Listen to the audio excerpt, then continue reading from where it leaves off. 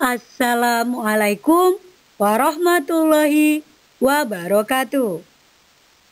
Hari ini kita bertemu kembali di tematik tema 8, subtema 3, usaha pelestarian lingkungan, pembelajaran 1 dan 2. Sebelum kita mulai materi pada hari ini, mari bersama-sama kita membaca doa terlebih dahulu.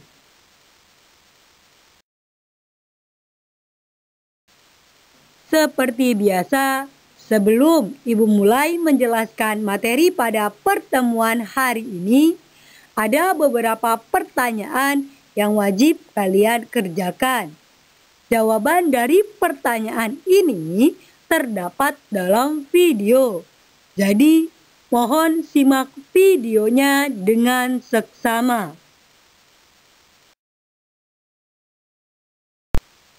Mengidentifikasi kualitas air yang baik untuk makhluk hidup dan lingkungan sekitar.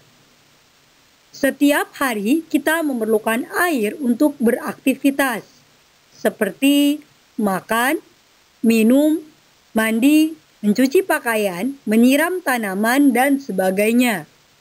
Air yang kita gunakan harus bersih. Kualitas air yang baik sangat berpengaruh terhadap kehidupan makhluk hidup dan lingkungan di sekitarnya.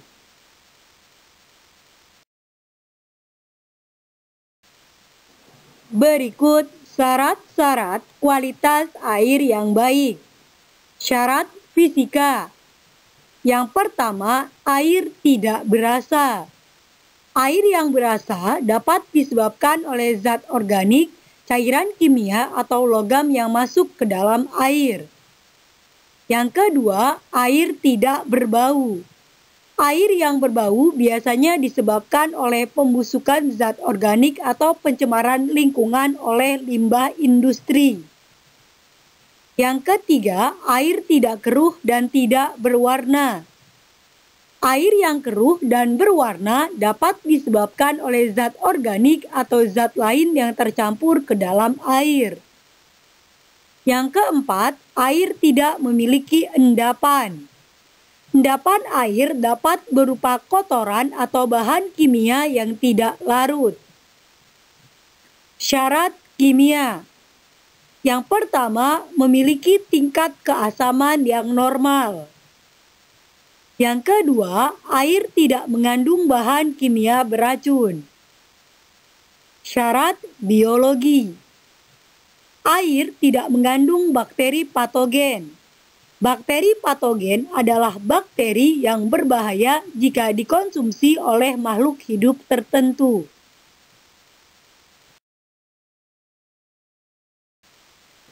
Mengidentifikasi peristiwa dalam teks non-fiksi.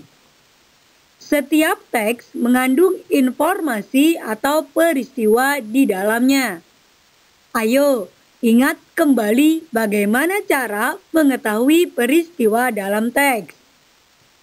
Kamu dapat mengetahui peristiwa tersebut dengan cara membaca teks dengan seksama, menemukan gagasan pokok dalam setiap paragraf, memberikan tanda khusus pada setiap kata kunci, serta membuat catatan baik dalam bentuk peta pikiran atau diagram alir.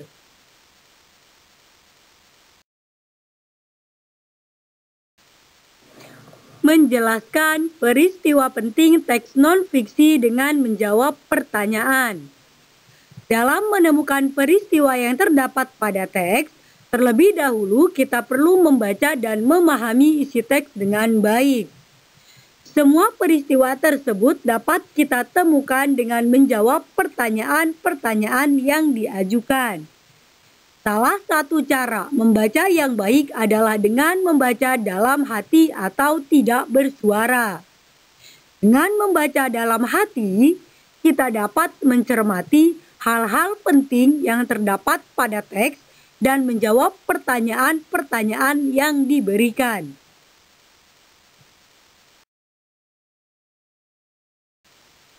menjelaskan dampak pencemaran air. Air di permukaan bumi tidak akan habis karena adanya siklus air. Akan tetapi, air yang kita butuhkan adalah air bersih. Oleh karena itu, kita harus mengetahui syarat-syarat air yang bersih. Saat ini, air bersih semakin sulit didapatkan sehingga orang seringkali perlu membelinya. Daerah perkotaan merupakan tempat yang paling banyak mengalami kesulitan mendapatkan air bersih. Hal ini karena sumur ataupun sungainya telah tercemar. Pencemaran biasanya disebabkan oleh limbah cair industri, sampah kemasan makanan atau minuman, sisa deterjen, dan pestisida. Dampak pencemaran air antara lain adalah sebagai berikut. Yang pertama, sampah membuat aliran sungai tidak lancar dan berbau tidak sedap. Yang kedua, tanah yang tercemar limbah mengganggu kesuburan tanah. Dan yang ketiga, air yang tercemar mengganggu pertumbuhan-tumbuhan.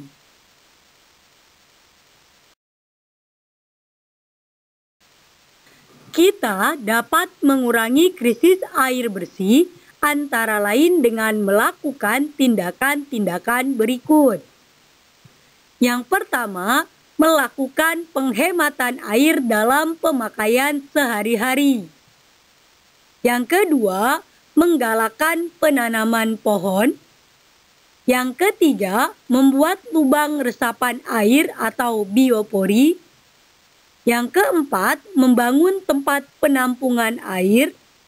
Dan yang kelima, menanggulangi pencemaran sumber air seperti limbah pabrik.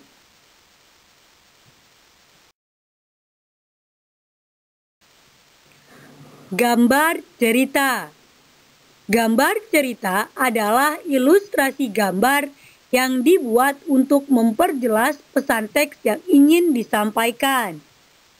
Contohnya yaitu buku-buku cerita bergambar, komik, novel, majalah anak, poster, brosur, buku pelajaran sekolah, dan lain sebagainya.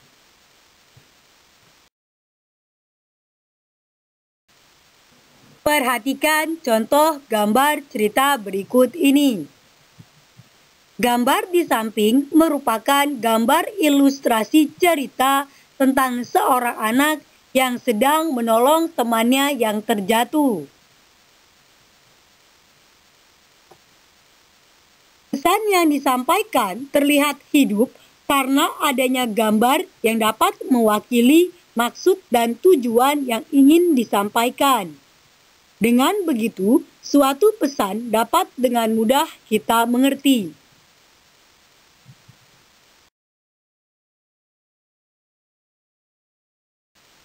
Demikian materi untuk pertemuan hari ini. Kurang lebihnya Ibu mohon maaf. Terima kasih atas perhatiannya. Selamat mengerjakan. Wassalamualaikum warahmatullahi wabarakatuh.